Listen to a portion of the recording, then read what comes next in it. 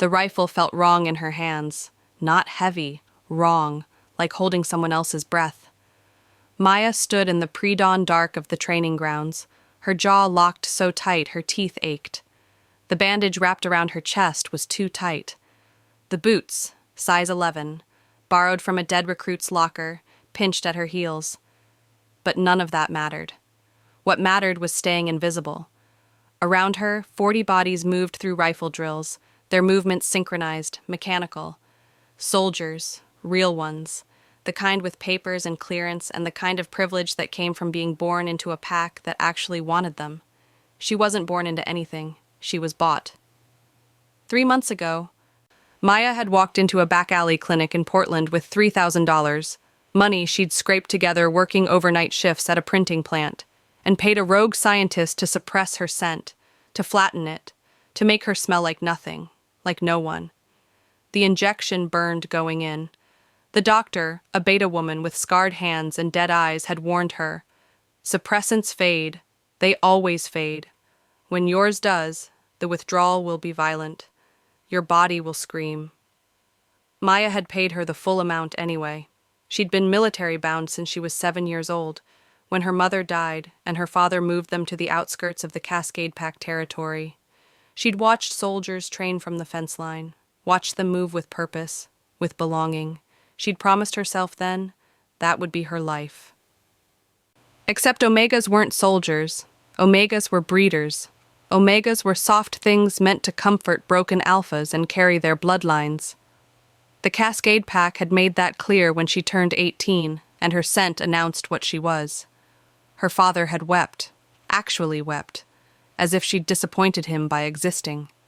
The suppression had cost everything, but it had given her this, a name change, a forged ID that listed her secondary sex as neutral, and a body that no one could read. She smelled like sweat and gun oil and fear, just like everyone else. The drill sergeant's voice cracked across the grounds. "Run it again. Faster. Sloppy as dead." Maya's muscles burned as she moved. The other recruits were stronger. Pack-born strength ran deep, but she was sharper, hungrier. She had something to prove that went beyond basic training. She had something to prove to herself. 300 miles away, in the sleek steel and glass headquarters of the Continental Pack Alliance, Cale Thorne stood before a floor-to-ceiling window overlooking the city of Seattle. His reflection stared back at him, golden eyes, dark hair swept back, the kind of face that had been carved specifically to command. At 32, Cale was the alpha king of the largest coalition of packs in North America. His authority stretched across state lines, through corporate boardrooms, and into the shadowed corners of pack politics where real decisions happened. He was also exhausted. "The summit is in 6 weeks, his second Marcus said from across the office.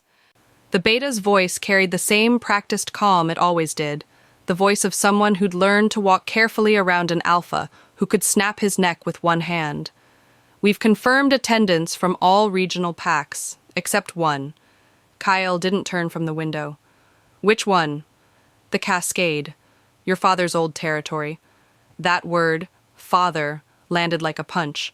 Kyle's jaw tightened. His father had ruled the Cascade for 23 years before he'd been killed in a territorial dispute. The kind of death that was supposed to mean something. Instead, it had just meant that Cale had been forced to consolidate power across 3 bloodlines before he was old enough to legally vote. "They're still destabilized," Marcus continued. "The current alpha, Dimitri, is weak. The territory's fractured." "There's talk of a coup." "Let it happen," Kyle said flatly.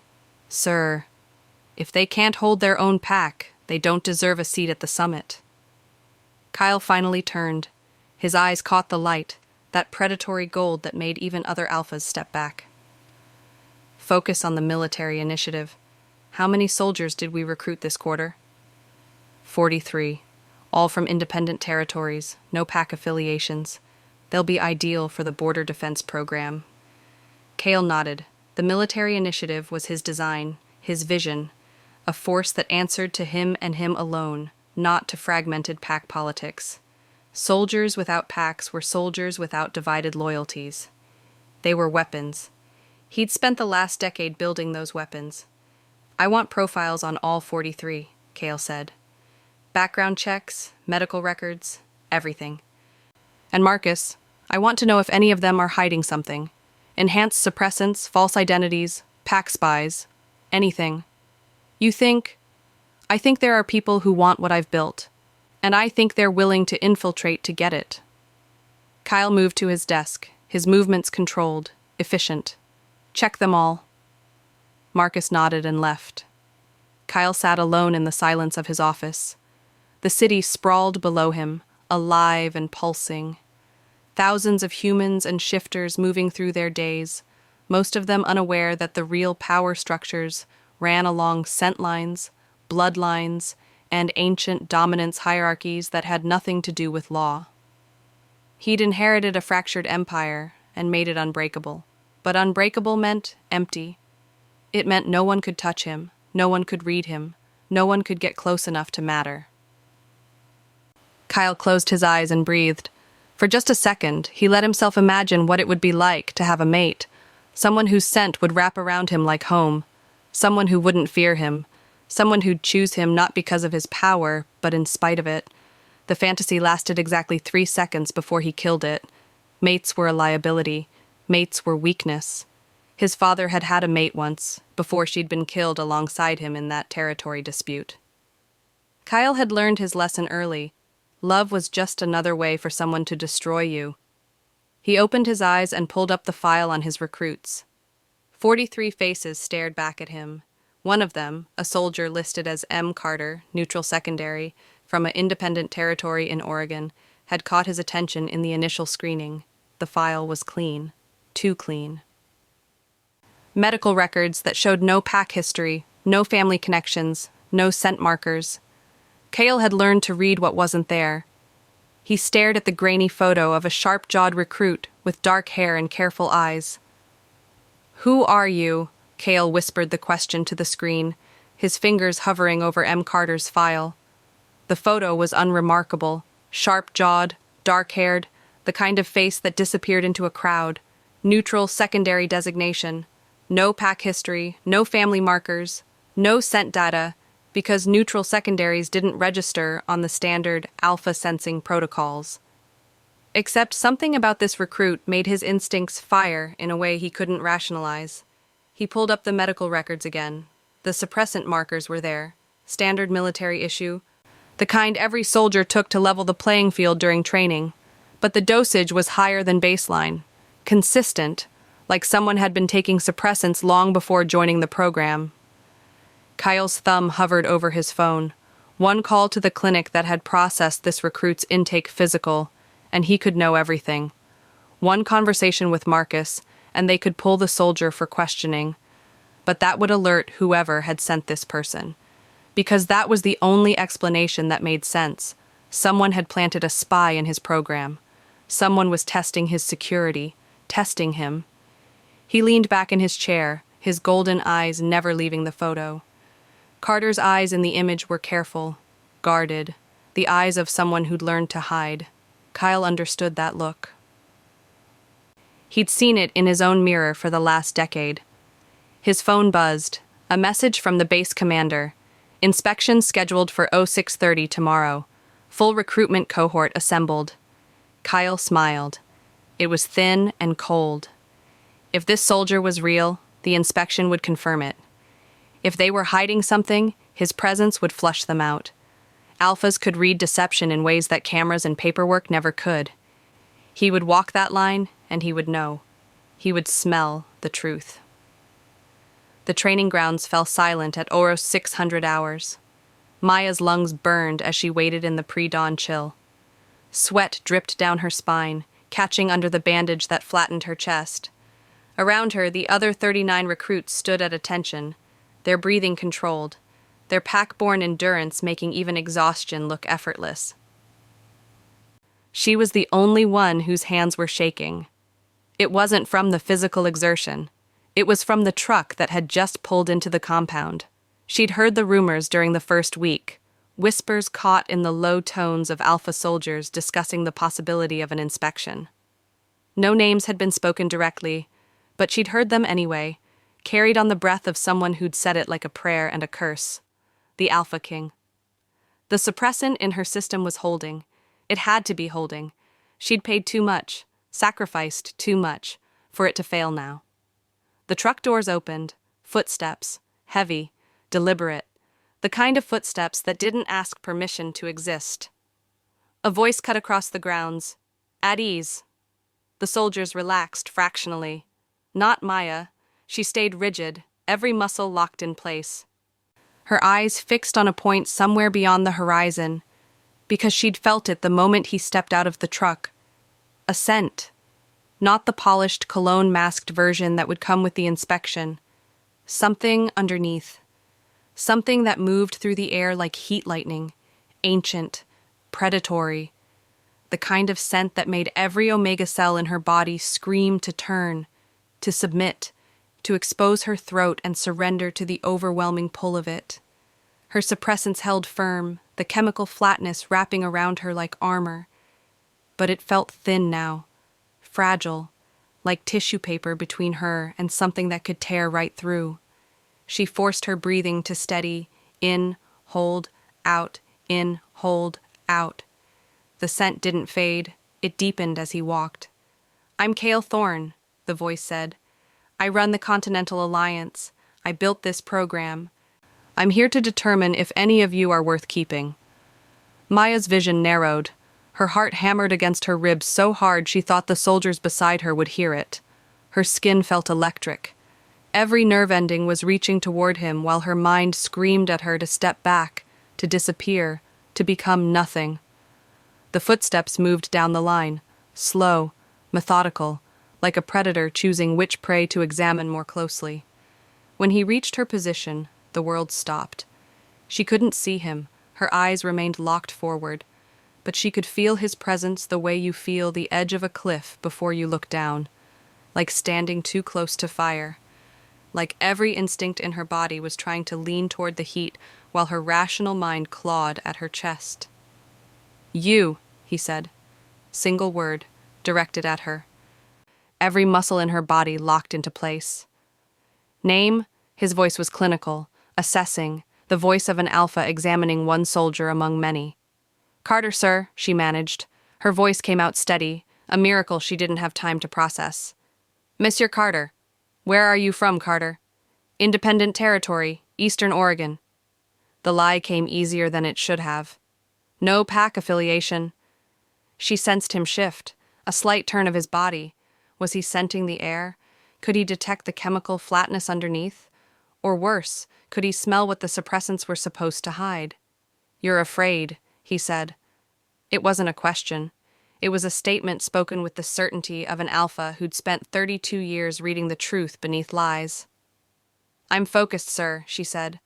For a moment, just a fraction of a second that stretched like eternity, she felt his attention sharpen on her, like a blade finding its edge, like he'd caught something in her voice, her breathing, the way her body was angled away from him, that didn't align with the clean profile in his file.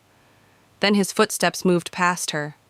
She heard him address the next soldier, heard the inspection continue, but her entire body was still vibrating with adrenaline and something else, something unnamed and terrifying and absolutely impossible to ignore. The inspection ended 20 minutes later. Cale and his team returned to headquarters. The soldiers were dismissed for the rest of the day.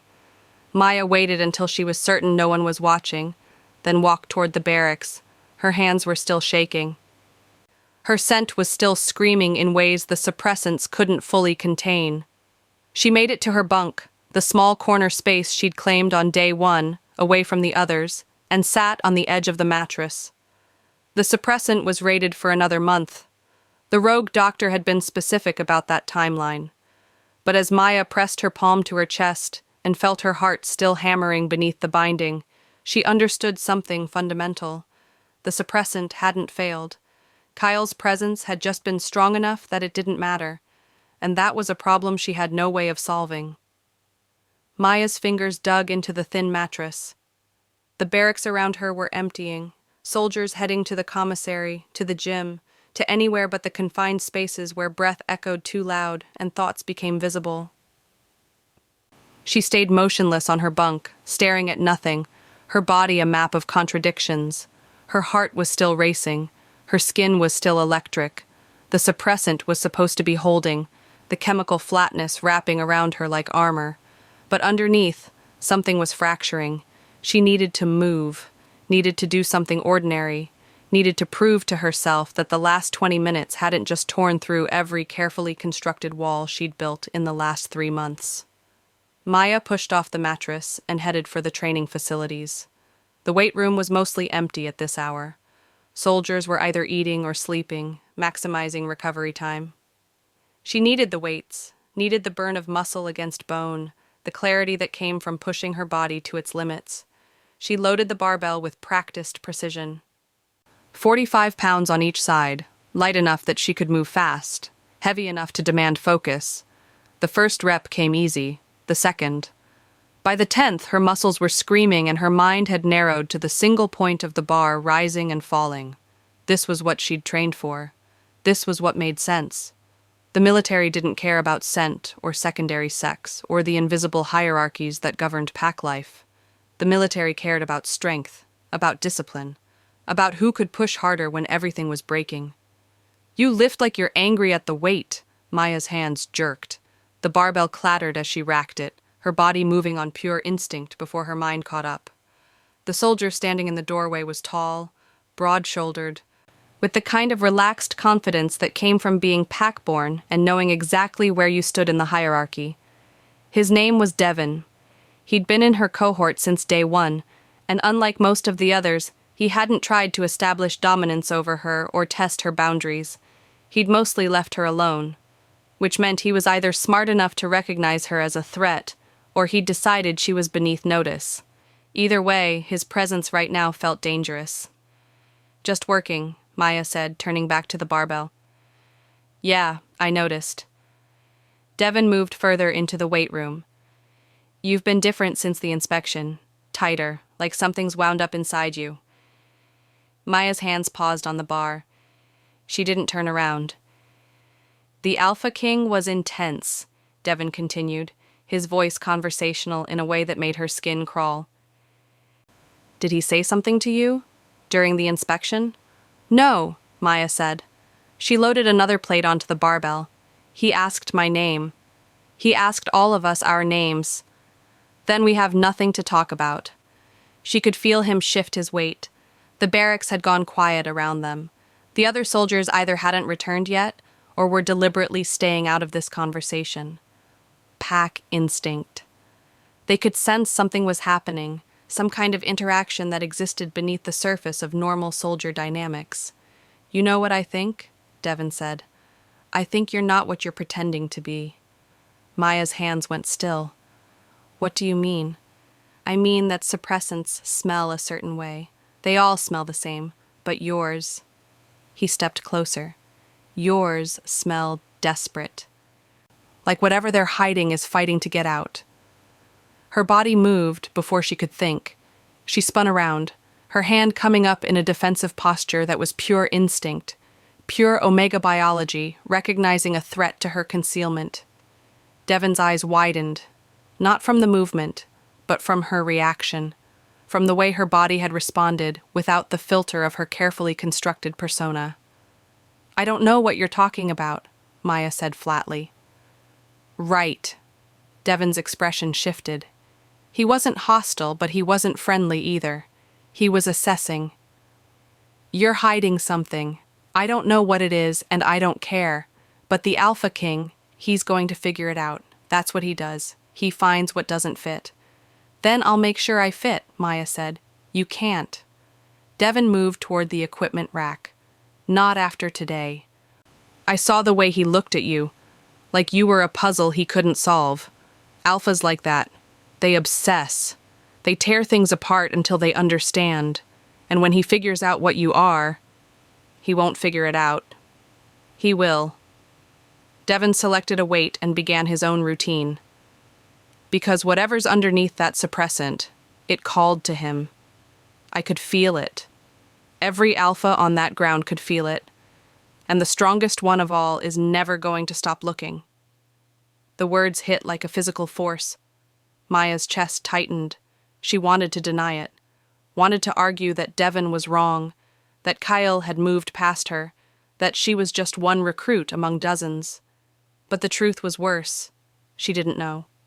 She couldn't know. Because everything about what had happened during that inspection existed outside her experience, outside the careful calculations she'd based her entire plan on.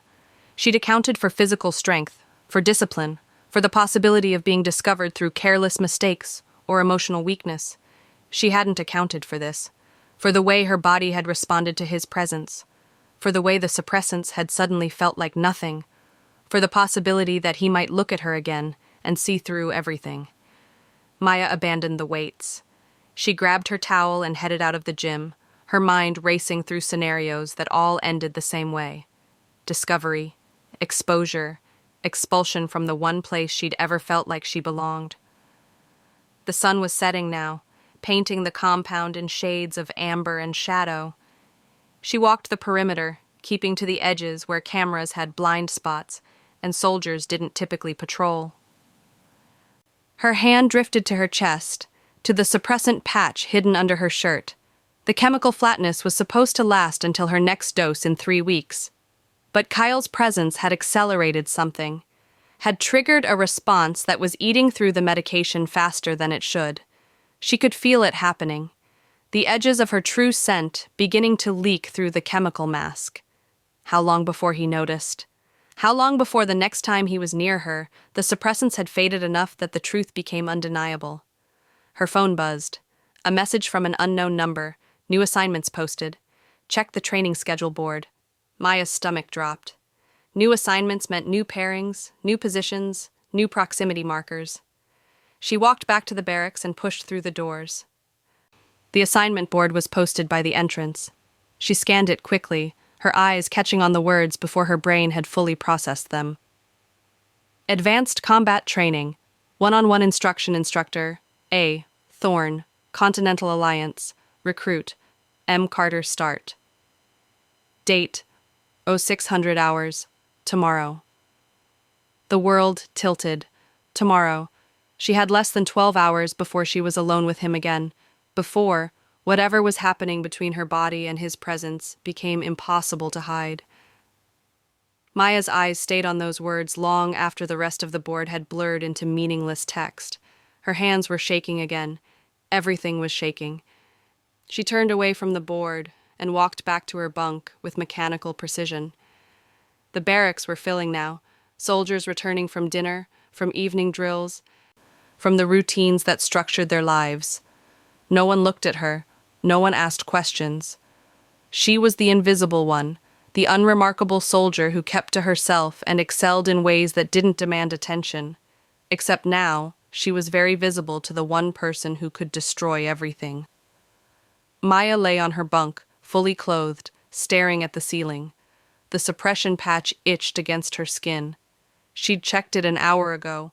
The chemical indicator still showed green, still showed efficacy, but she could feel it dying, could feel her true scent pushing against the barrier like something trying to claw its way out.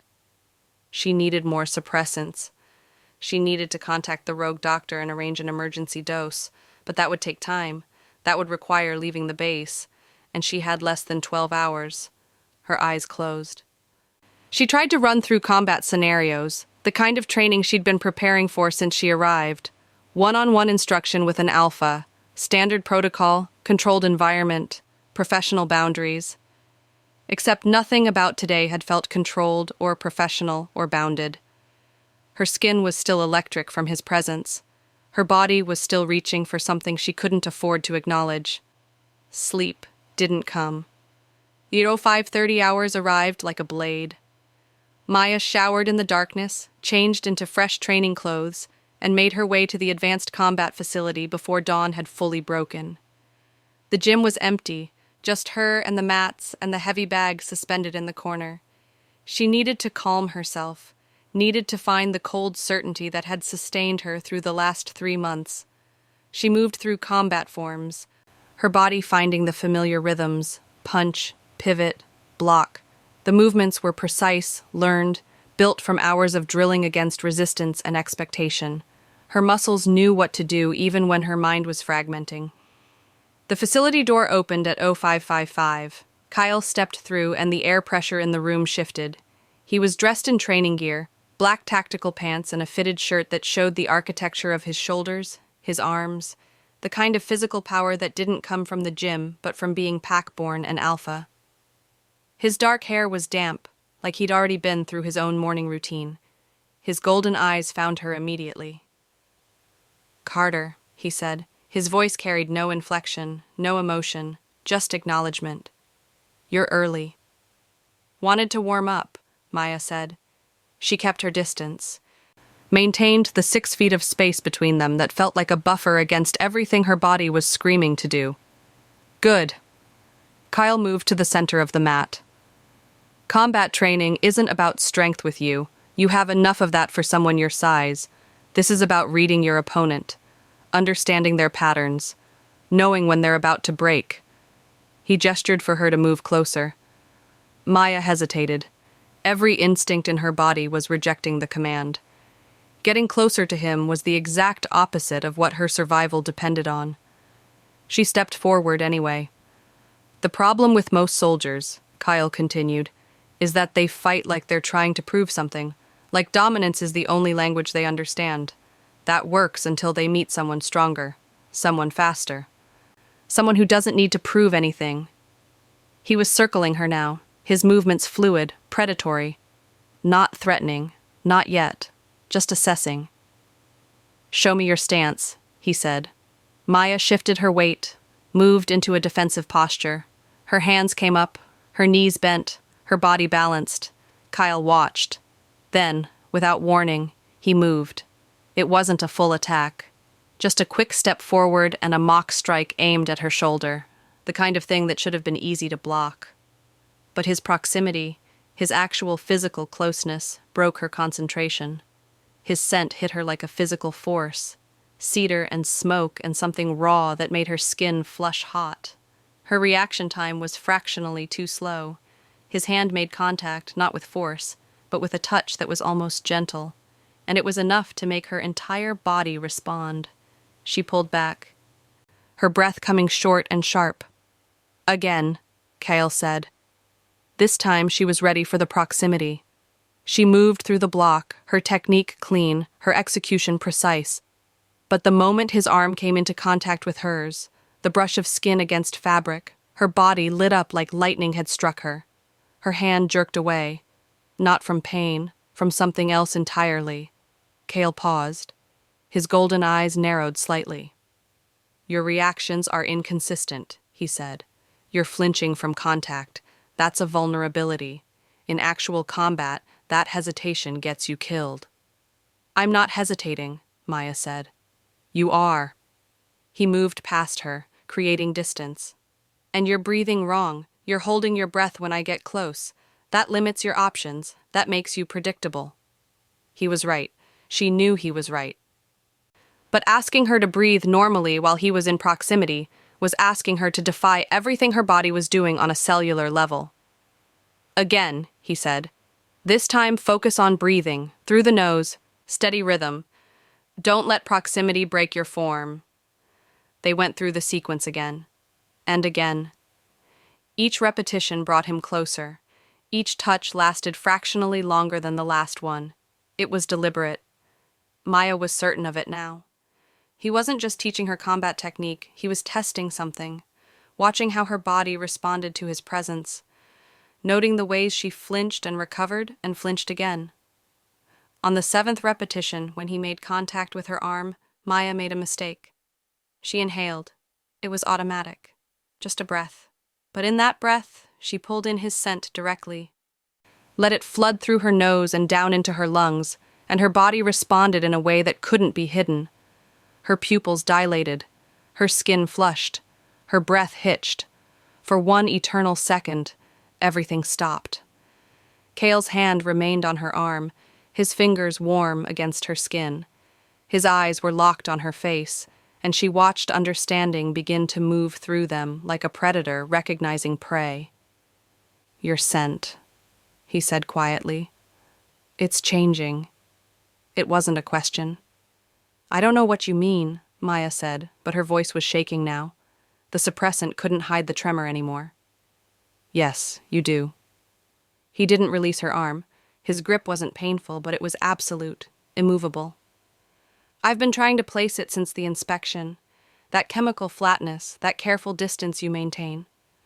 I thought you were military intelligence, a spy from one of the regional packs. He pulled her closer, just slightly, just enough that she couldn't escape without breaking contact. But that's not what you are, is it? Maya's heart was hammering so hard she thought it would break through her ribs. The suppressant was screaming as it failed, her true scent trying to push through the chemical barrier. I don't know, she whispered, and it was the first honest thing she'd said to him. His eyes studied her face. His hand on her arm was steady, grounding, like he was holding her in place while the world shifted beneath her feet. You're going to tell me, he said, and it wasn't a command spoken with anger. It was spoken with absolute certainty. You're going to tell me what you really are. And then we're both going to figure out why I can't stop reaching for your scent. You're going to tell me what you really are, and then we're both going to figure out why I can't stop reaching for your scent. Maya's arm was still locked in his grip. She could have pulled away. Her muscles were strong enough, her training sharp enough to break the hold. But the moment she moved, the moment she fought, she would confirm everything he already suspected. So she stayed still. Not here, she said quietly. Not where anyone can hear. Kyle studied her for a long moment. Then he released her arm, his hand falling away, and the loss of contact felt like stepping off a cliff. My office, he said. Now. He turned and walked toward the facility exit without waiting to see if she would follow. Maya followed anyway. Because the alternative was running, and running would prove everything. The walk through the compound was surreal. Early morning light was just beginning to break across the sky. A few soldiers were out doing conditioning runs, but they didn't look at them. Officers nodded at Kyle and looked away. The hierarchy of power made her invisible in his wake. His office was in the headquarters building, 3 floors up, with a view of the training grounds and the forests beyond. Floor-to-ceiling windows, minimal furniture, everything designed to project control and authority. He closed the door and locked it. Sit, he said. Maya sat in the chair across from his desk because refusing would be provocation, and she was already at a disadvantage in ways she couldn't fully comprehend. Kyle didn't sit. He moved to the window, his silhouette sharp against the pale morning light. His hands were clasped behind his back, his shoulders tense in a way they hadn't been during training. How long? He asked. How long what? Have you been taking suppressants? Not the military issue, something stronger, something that fights against your nature. Maya's throat was dry. 3 months. Before that? She didn't answer. The silence stretched between them like a rope pulled tight. You were in a pack, Cale said. It wasn't a question. And something happened that made you run, something that made you willing to erase yourself to get away. You don't know anything about me. I know that your scent, your real scent, calls to me in ways I haven't experienced since I was young enough to believe in mates. He turned from the window. His golden eyes met hers, and they were burning with something she couldn't name. I know that you're terrified of me discovering what you are, and I know that whatever you're running from, it was worth more to you than your own truth. Maya's hands curled into fists. My truth doesn't matter. My secondary sex doesn't matter. I'm a soldier. You're an Omega, Kyle said. The words landed like an axe. And Omegas don't belong in combat roles. Not in this program. Not anywhere that requires them to suppress what they are. Then fire me, Maya said. I'll leave. You'll never see me again. Is that what you want? The question hung in the air between them. Maya wanted to say yes. Wanted to lie through her teeth and walk out of this office and disappear into whatever life would come next. But her body was already answering for her. Her skin was warm. Her pulse was racing. The suppressant was dying, and underneath it, her true scent was reaching for him like it had always known his name. It doesn't matter what I want, she said. It matters to me. Kale moved around the desk, and Maya's entire body went rigid. Tell me your real name. Maya. My real name is Maya. Maya. He said it like he was tasting it, like the word meant something. Tell me about the pack you ran from. The memories hit her before she could stop them. Her father's house on the edge of Cascade territory. The day she'd turned 18, and her scent had announced what she was. Soft, sweet, the unmistakable signature of an Omega. She'd watched her father's face change, watched him mourn the daughter he'd been raising, and the breeder she'd become. The Cascade Pack, she said, her voice steady even as her chest broke open. My father is a mid-rank beta. When I presented as Omega, he made arrangements. Matched me with an alpha from a neighboring territory. A good match, he said, a strong bloodline. She could feel Kale's attention sharpen, could feel him reading every word, every silence, everything she wasn't saying. The alpha was older, Maya continued. Married twice before. His previous mates had both been Omegas. Both had been broken by him in ways that made the pack whisper about what happened behind closed doors. I didn't want that life. I didn't want to be broken. So you ran. So I found a doctor who could give me a chance, who could make me invisible. Kyle was quiet for a long moment. Then he pulled up a chair and sat across from her, close enough that she could feel the heat radiating off his body. Your suppressants are failing, he said. I can smell it happening. Within a week, maybe less, they'll be useless. I know. What happens then? I get expelled from the program, sent back to the Cascade, married off to the alpha my father chose. She met his eyes. My life becomes what it was always supposed to be, just delayed. Kyle's jaw clenched. His hands gripped the sides of the chair, and she could see the effort it took for him not to break it. There's another option, he said. What? Bond with me. The words hung in the air like a physical force. Maya's breath stopped. Her heart stopped. Everything inside her that was racing suddenly froze in absolute shock. Omegas and alphas create bonds when they mate, Kyle continued, his voice controlled but intense.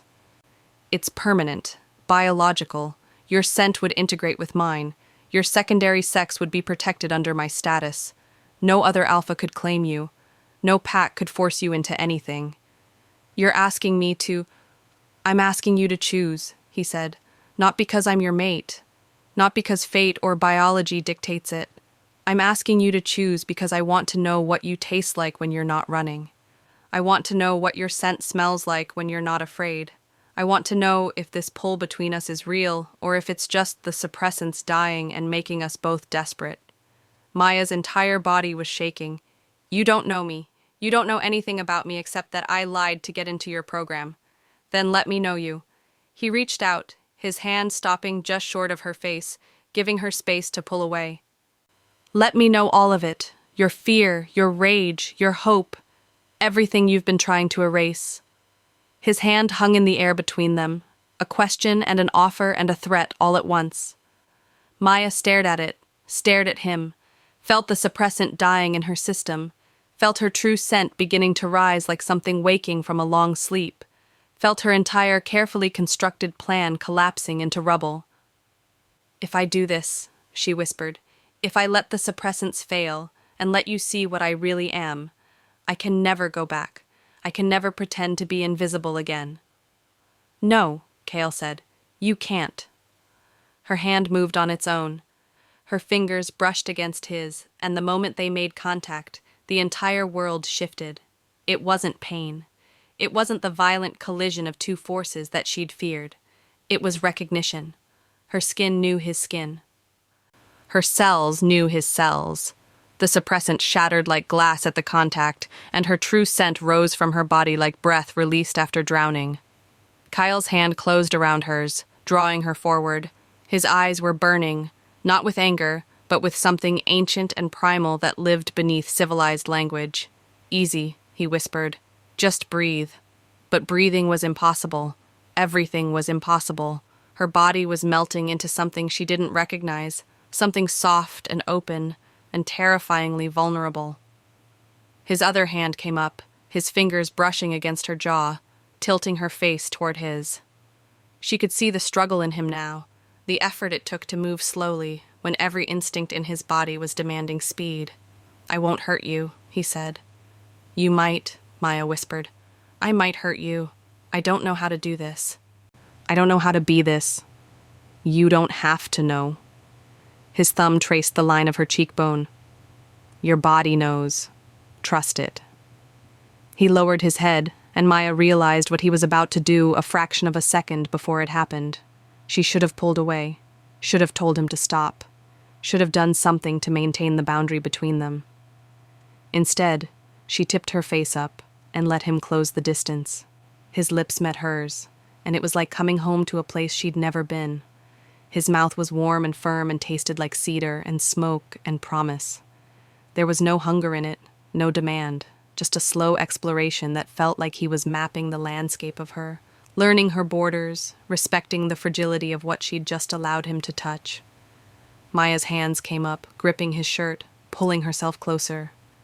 The kiss deepened, and she felt something shift inside her chest. A lock turning, a door opening, a part of her that had been locked down for 3 months suddenly breaking free. When he pulled back, his forehead rested against hers. His breathing was rough, uneven. "Say it again," he whispered. "Your real name. I want to hear it without the fear underneath." "Maya," she breathed. "I'm Maya. Maya." He said it like a vow. "I'm Kyle, and I'm going to spend however long it takes teaching you that being soft doesn't mean being broken." He pulled back just enough to look at her. His golden eyes were molten, his expression intense in a way that should have terrified her. Instead, it felt like being seen. "The bonding," Maya said. "I need to understand what that means, beyond just the protection, beyond the biology." Kale moved to the window, keeping her hand in his, drawing her with him. The morning light was stronger now, painting the compound in shades of gold and shadow. "A bond between an alpha and an omega is the deepest connection 2 pack members can have," he said. "It goes beyond scent marking, beyond mating. It's a merging of consciousness in some ways. We'll feel each other's emotions. We'll instinctively know when the other is in danger. When you go into heat, your body will crave mine in ways that suppressants can never counteract. And He paused, turning to face her. "I'll feel it too," he continued quietly. "Your heat will resonate through me. Your need will become my need. It's not a one-way power dynamic. It's a mutual vulnerability." "My father said bonds were about ownership," Maya said. "About an alpha claiming what belongs to him." "Your father was wrong." Kale's voice was hard. "A bond is about 2 people choosing each other when they could have chosen anyone. It's about saying, I know you could leave, but I'm asking you to stay because I need you, because you're necessary to me in ways that go beyond logic." He reached out, his hand coming to rest against her chest, right over her heart. She could feel it racing beneath his palm. "Your heart," he said. "That's what I need. Not your submission, not your obedience, just your heart, choosing to beat next to mine." Maya's eyes were burning with tears she wouldn't let fall. "What if I'm not what you think I am? What if, once the suppressants are completely gone, once you see all of me, you realize you made a mistake? Then we'll navigate that together." His hand moved to cup her face. "But I don't think I will, because I've already tasted your scent underneath the chemicals. I've already felt the strength in you underneath the fear, and I already know that bond or not, you're someone I need in my life." He kissed her again, softer this time, slower, like they had all the time in the world instead of hours before the suppressant completely failed and her secret became impossible to hide.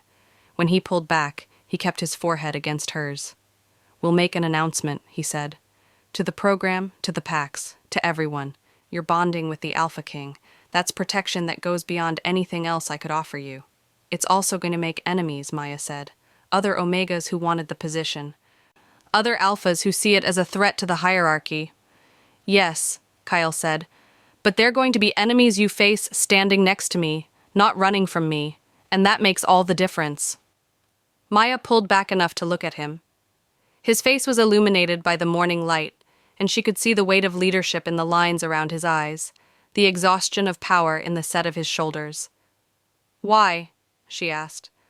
"Why would you want to bond with someone who lied to you, someone you didn't know a few hours ago?"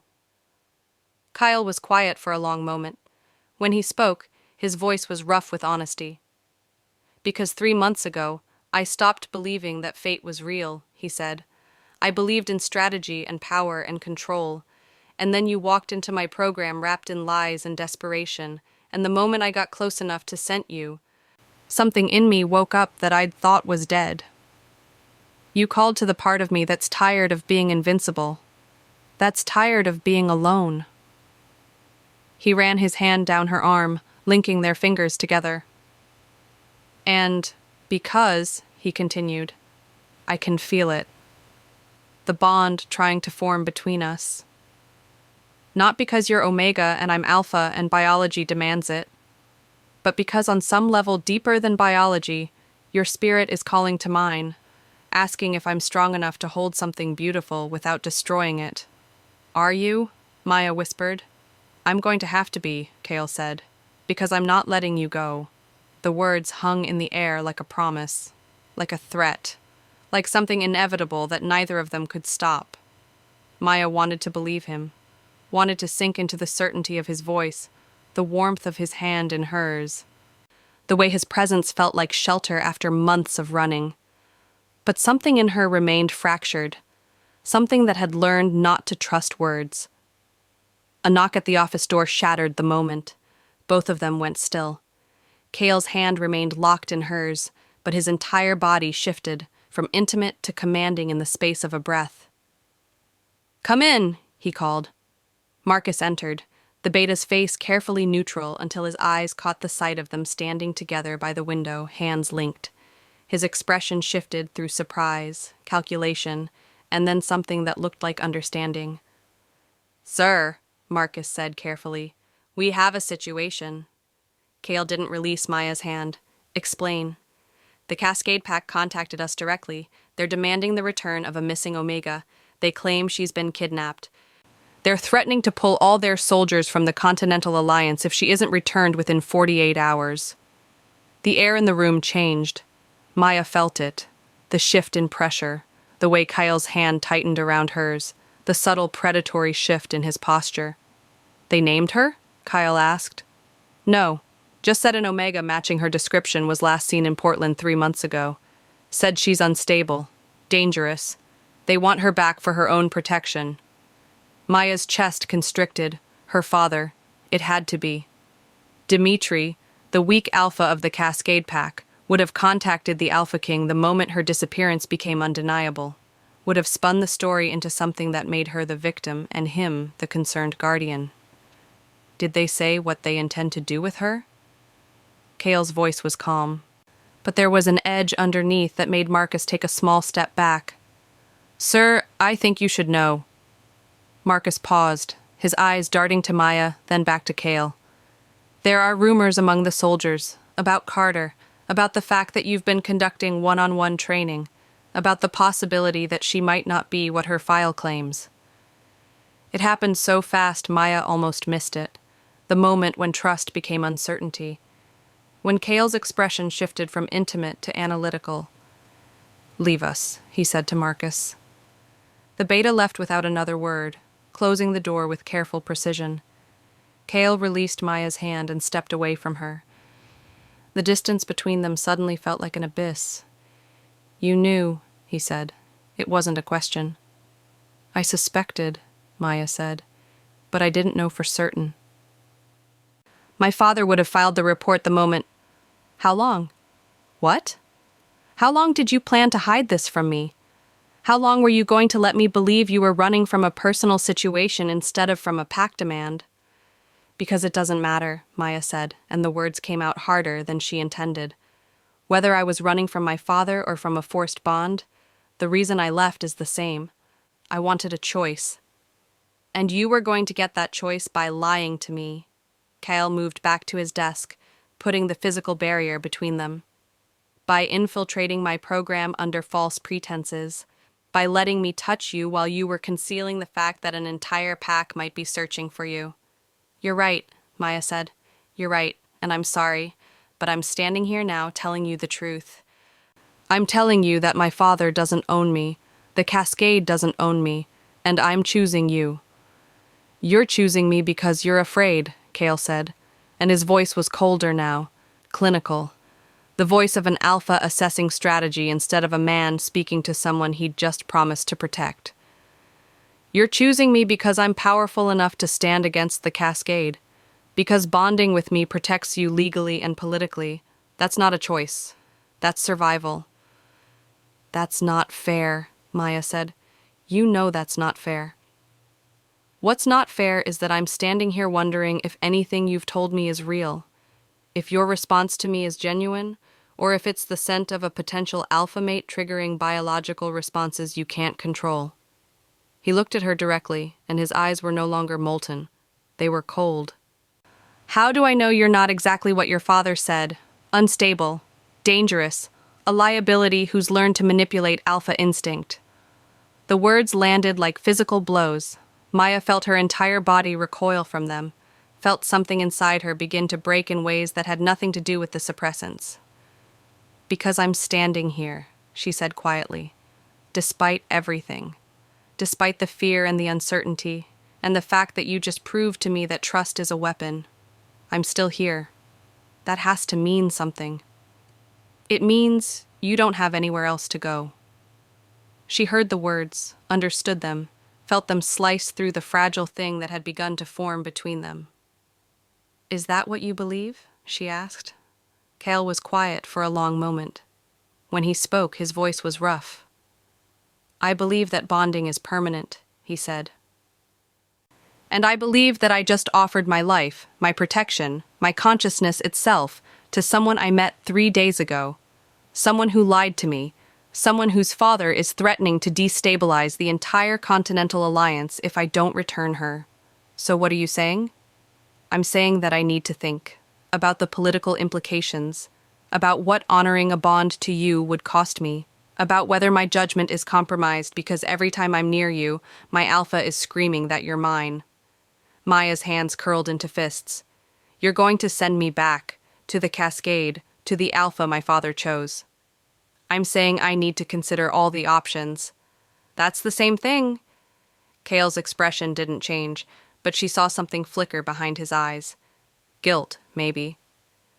Or the weight of power and the burden of making decisions that affected lives. You should go back to the barracks, he said. Prepare yourself. I'll have an answer for you within the hour. An answer about what? Maya's voice was shaking now. About whether you're keeping me or returning me? About whether I was worth the risk?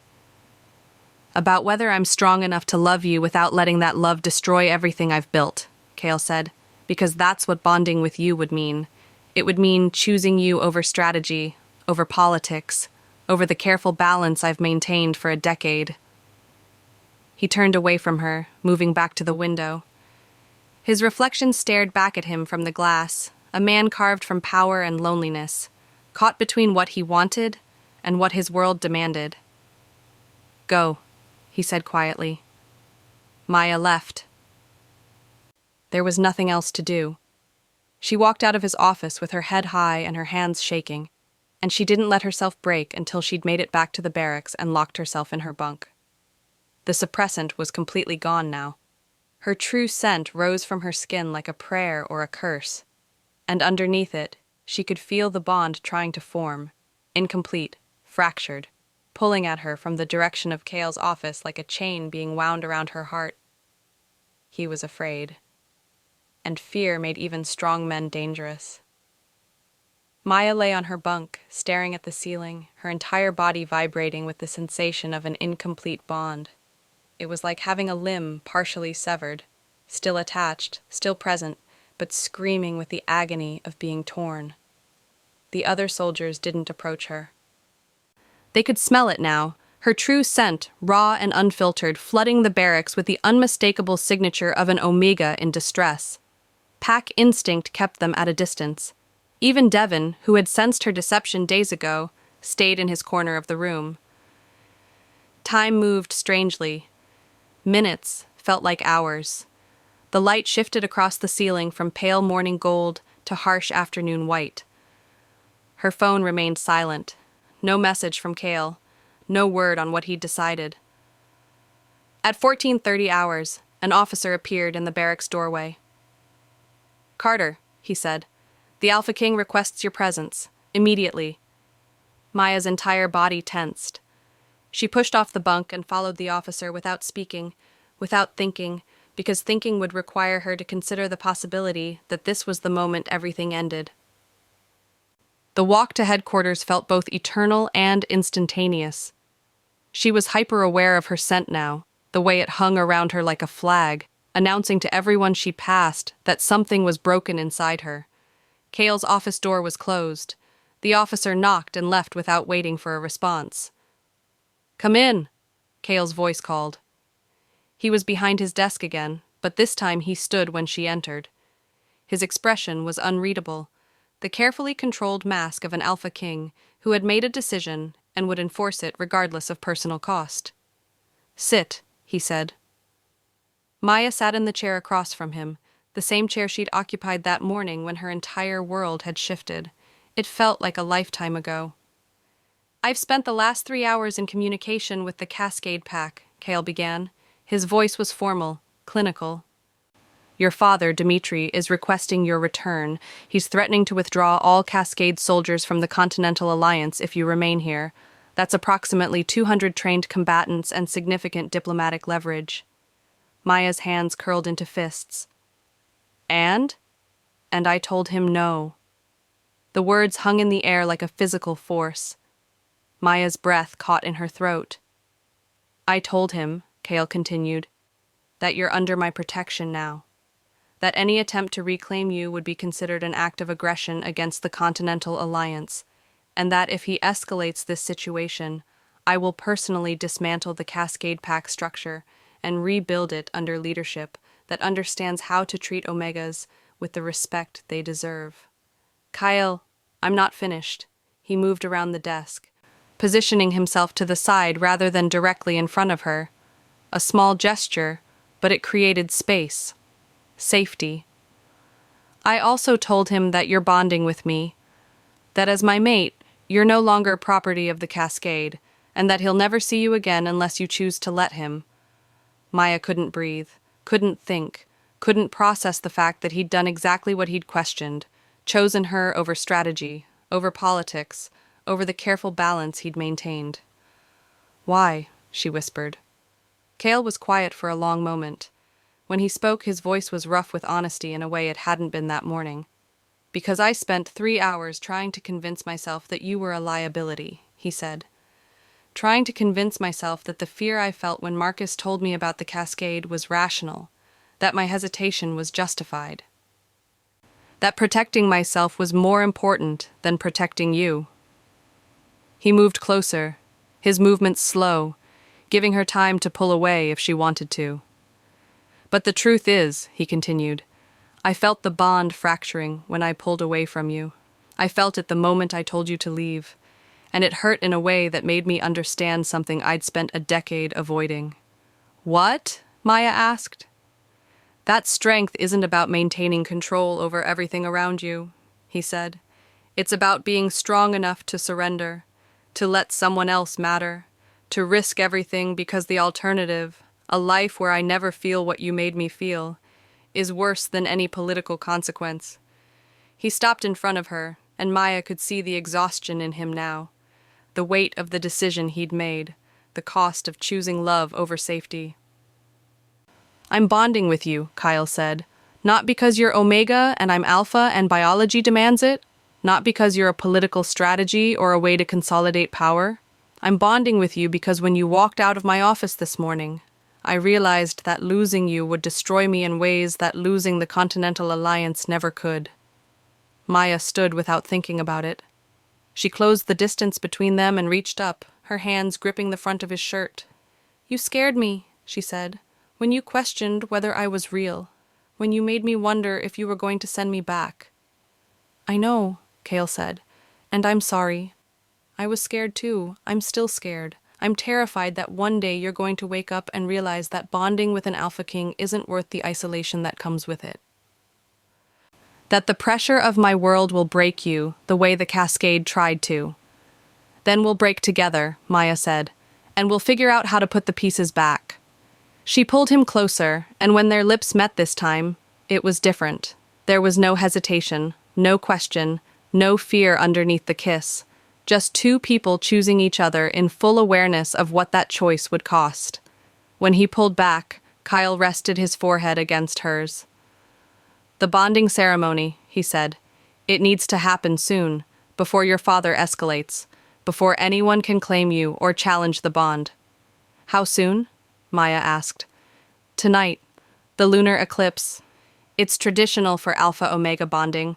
The ritual will be witnessed by the Continental Alliance leadership. You're moving fast. I'm moving forward, Kale corrected. There's a difference. He pulled back just enough to look at her, his golden eyes intense and present in a way they hadn't been since that morning. But first, he said, I need you to understand what you're choosing. When we bond, it's permanent. Your scent will become part of mine. Your consciousness will brush against my consciousness. When you go into heat, there will be no hiding from it, no suppressing it. You'll be fully vulnerable in ways you've spent your life trying to avoid. I know, Maya said. And you still choose this? I still choose you, Maya said. Not the power, not the protection. You. The man who's scared of what loving me means. The alpha king who's willing to risk everything. That's who I'm choosing. Kyle kissed her again, and this time when he pulled back, something had shifted in him. The tension was still there, but it was different, not fear, but readiness, like a predator preparing for a hunt that mattered. Then, let's go make it official, he said. He took her hand, and together they walked toward whatever came next. The ceremony space was set up in the private chambers beneath headquarters, a circular room with high ceilings and stone walls that had witnessed bonding rituals for over a century. Moonlight filtered through a skylight, casting everything in shades of silver and shadow. Kale's inner circle was already assembled. Marcus stood to one side, his beta status making him the witness required by pack law.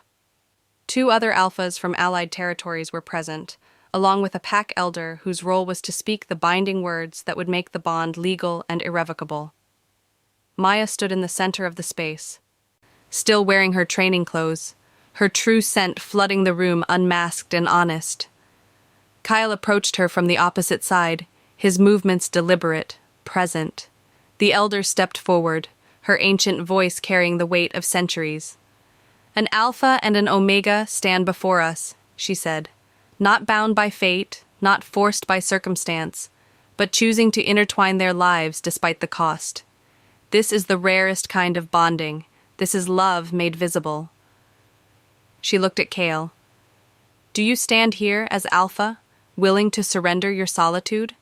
Willing to share your strength with another? Willing to protect not with dominance, but with devotion?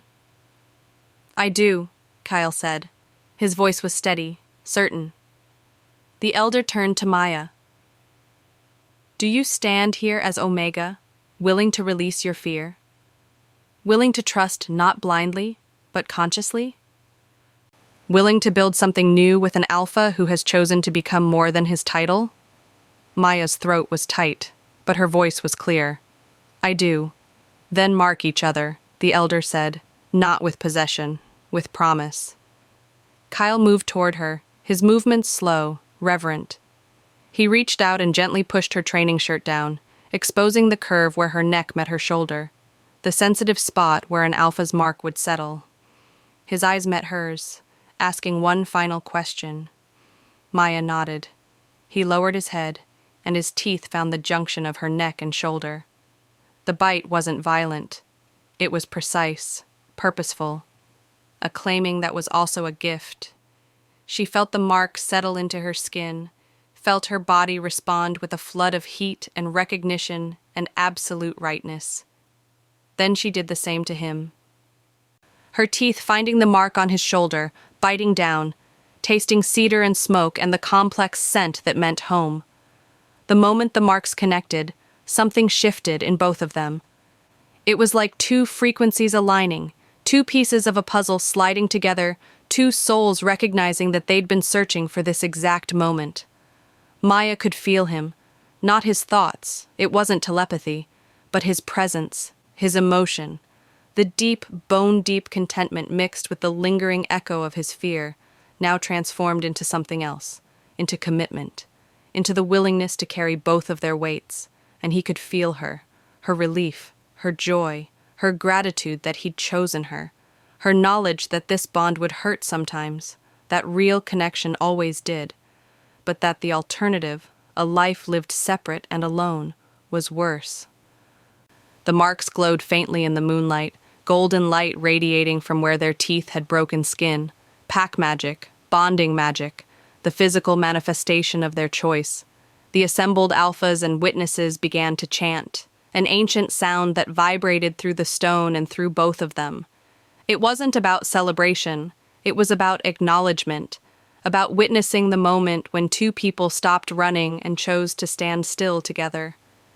When the chanting faded, Cale pulled back just enough to look at her. His golden eyes were burning, but the fire was warm now instead of fierce.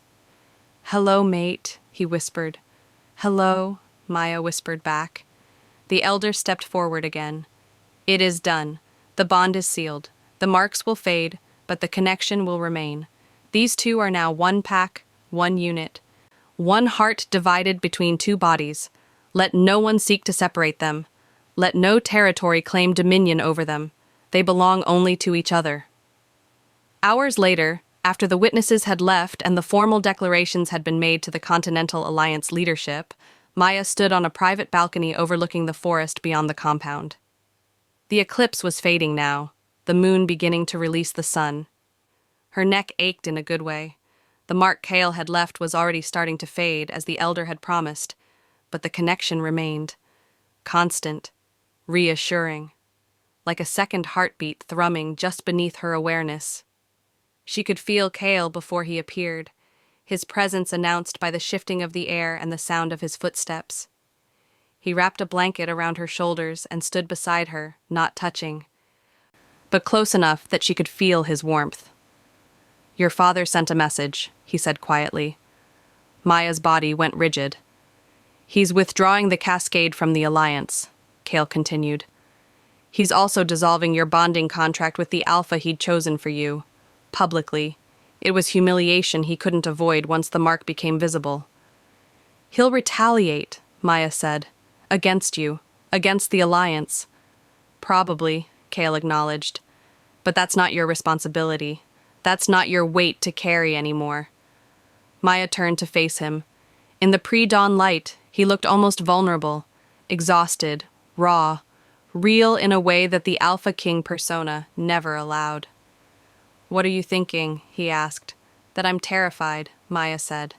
"That I'm relieved, that I'm angry at my father for making me run in the first place.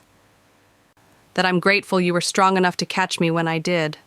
That I'm not sure how to be a mate when I've spent my whole life learning to survive alone." Kyle reached out and cupped her face in his hands.